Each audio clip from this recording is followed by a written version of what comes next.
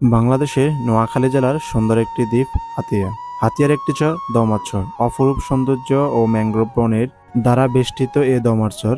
দমাচরের মানুষগুলো এখনো সমুদ্রের সাথে সম্পর্কিত।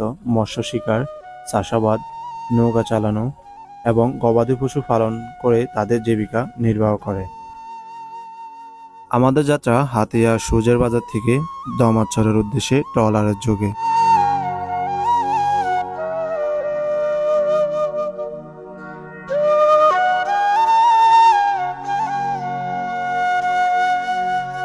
নিজম দ্বীপের কুল ঘেঁষে আস্তে আস্তে আমরা চলে যাচ্ছি দমাচরের উদ্দেশ্যে।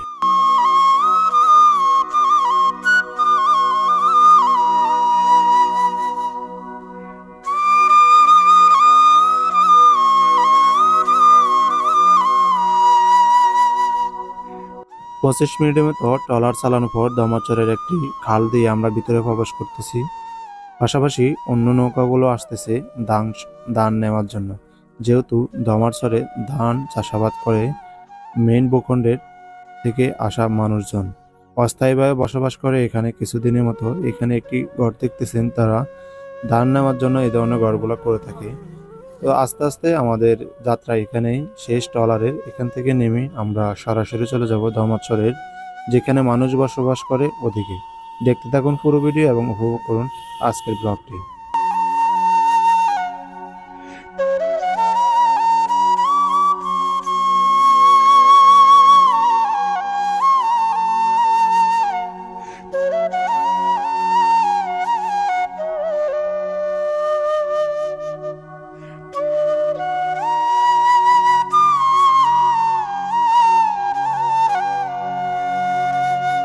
আশা করি চরের পানিগুলো অনেক ভালো হয়, অনেক পরিষ্কার পানিগুলো।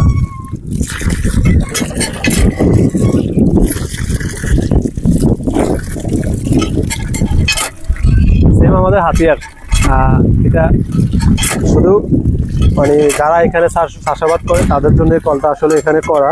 চরের ধান নেওয়ার জন্য এখানে অস্থায়ী একটা থাকার জন্য তারা বাড়িঘর করছে এবং তাদের ধান। তো এখানে রান্না বান্না সবকিছু এখানেই চলছে দমাচরে। পরবর্তীতে আবার চলে যাবে। আসসালামু আলাইকুম। এই যে মুরব্বী এখানে রান্না বান্না করতেছে। যাই হোক, কিছুদিনের জন্য আসলে এখানে থাকা।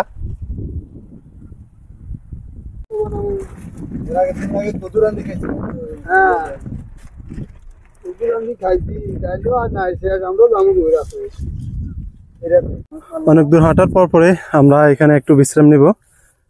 এখানে গাছ আছে, ছায়া। এখানে মনে হয় কোনো এক সময় কোনো একটা ফ্যামিলি থাকতো, এখন আর এখানে থাকা হয় না। তো আমি এবং আমার বন্ধু ইউসুফ এই দুটো বস্তার উপর বসবো কিছুক্ষণ। আমাদের বিশ্রাম এখানে হবে কিছুক্ষণ। আর ড্রোন ফ্লাই করবো, যেহেতু আসলে ভালো লাগতেছে। হাতিয়ার মধ্যে অ্যাডভেঞ্চার করতেছি, স্বাদ আছে স্বাদ তো নেই। ইনশাল্লাহ আমি আমার বন্ধুকে কিছুক্ষণ আগে বলছিলাম আমরা চাচ্ছি হাতিয়ার মধ্যে অ্যাডভেঞ্চার করি। সেই সুবাদে আজকে চলে আসলাম দমাচরে।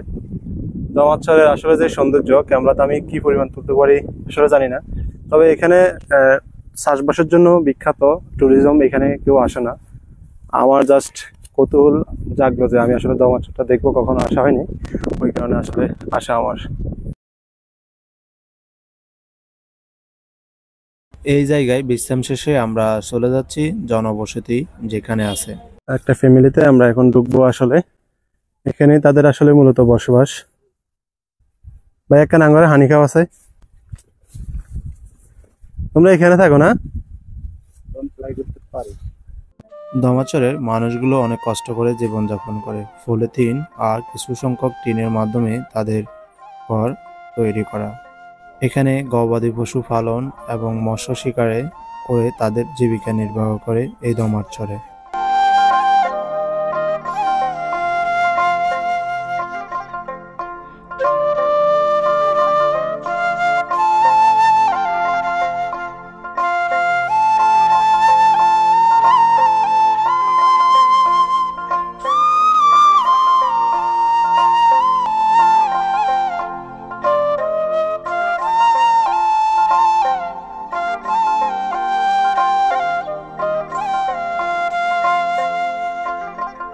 দমাচরটি হাতিয়ার দক্ষিণ পূর্বে অবস্থিত। এখানে জনবসতি তেমন নেই। 36 থেকে 40টা ফ্যামিলির বসবাস এই দমারচরে। এক একটা ফ্যামিলি থেকে এক একটা ফ্যামিলির দূরত্ব অনেক বিশাল।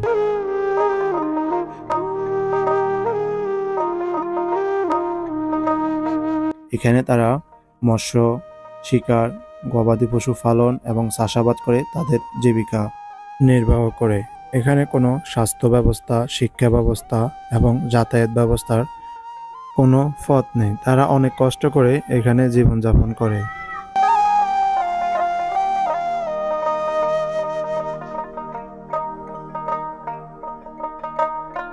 দীর্ঘ 10 কিলোমিটার হাঁটার পর একটি চায়ের দোকান থেকে একটা চা এবং গোলগোলা খেয়ে দুপুরের খাবারটা সেরে নিলাম। কিন্তু আমাদের ভুল ছিল যে আমরা মেন ভূখণ্ড থেকে খাবার নিয়ে আসি নাই।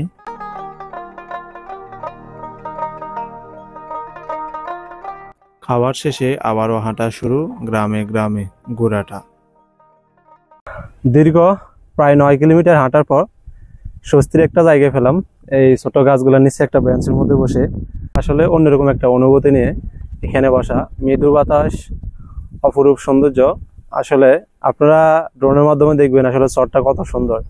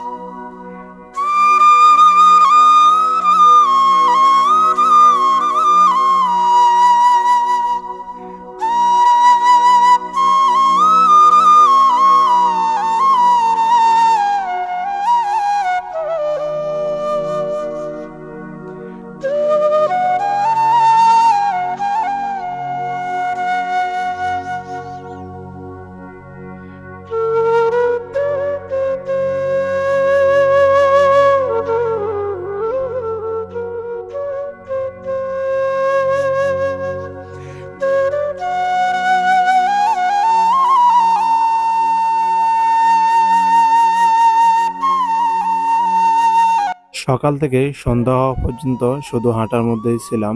পরিশেষে আমাদের মোবাইল চেক করে দেখলাম যে 25 থেকে 26 কিলোমিটার মতো আমরা হেঁটেই চলছি দমাচরে। তো ধন্যবাদ পুরো ভিডিও দেখার জন্য। ভালো থাকবেন সবাই। দেখা হবে অন্য কোনো নতুন ভিডিওতে।